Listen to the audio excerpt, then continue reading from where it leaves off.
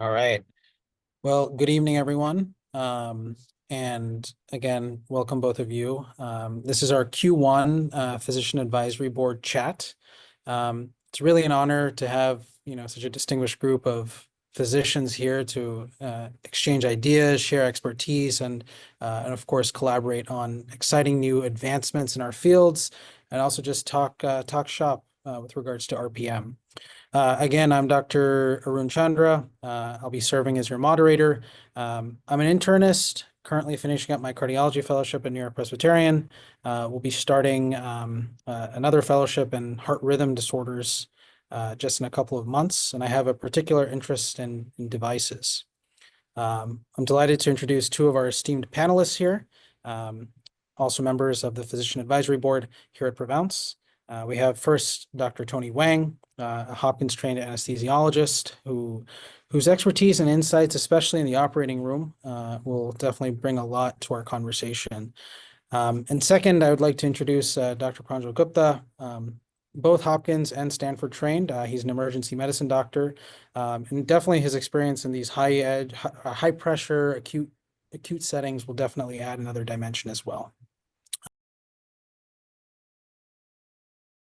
Now, taking a step outside of the EMR, physicians in general are tasked with a bunch of, I would say, administrative burden, where, whether it be as an internist, anesthesiologist, as an ED doctor, we're doing paperwork, we're doing tasks even outside the normal business hours, duty hours, maybe less so in anesthesiology.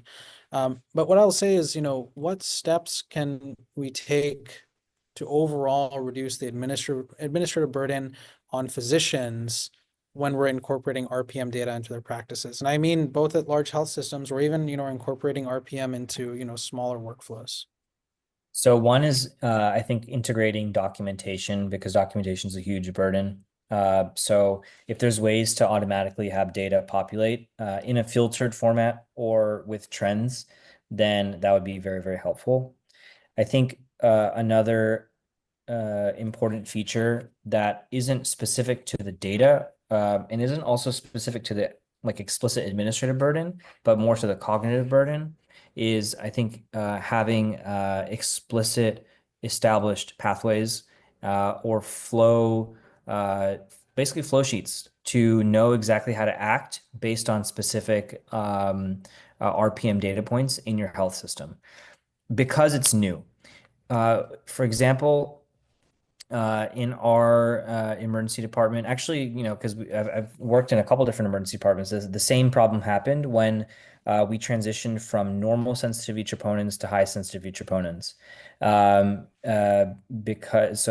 For those maybe that don't have context, the troponin's a heart test that looks, basically it's a gross test for heart attacks. So historically there's been a single type of troponin test, but lately there's a new type that is more sensitive and can basically, in sort of a different way, kind of gives you a little bit more data. But it's important to know how to kind of use that data. And so there were, before this sort of went live, there were established pathways based on buy-in from the emergency department and cardiology to say, like, based on this, this result or this trend, this is the type of pathway you would take, and this is how it compares to the old system. So that reduced a lot of cognitive burden and increased buy-in to a new concept and to a new process that basically had more data points than you were used to. So I think some administrative burden with documentation and maybe a little bit of cognitive burden too. Interesting. Dr. Wang. Yeah, I think the biggest burden that we have to address is what do we do with all this extra data?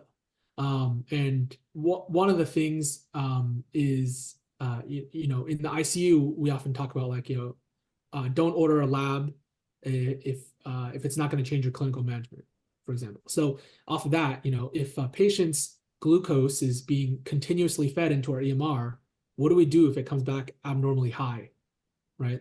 Is it whose responsibility is it? Or is it the physician's responsibility to act on a value based on RPM? And so that in is something we have to think about and address, right? Because that potentially does increase the burden on the provider to have to act on, RPM data for every single patient that they take care of, which for some outpatient providers is thousands of patients. So I think that's in addition to what Dr. Gupta said, that's something we have to think about.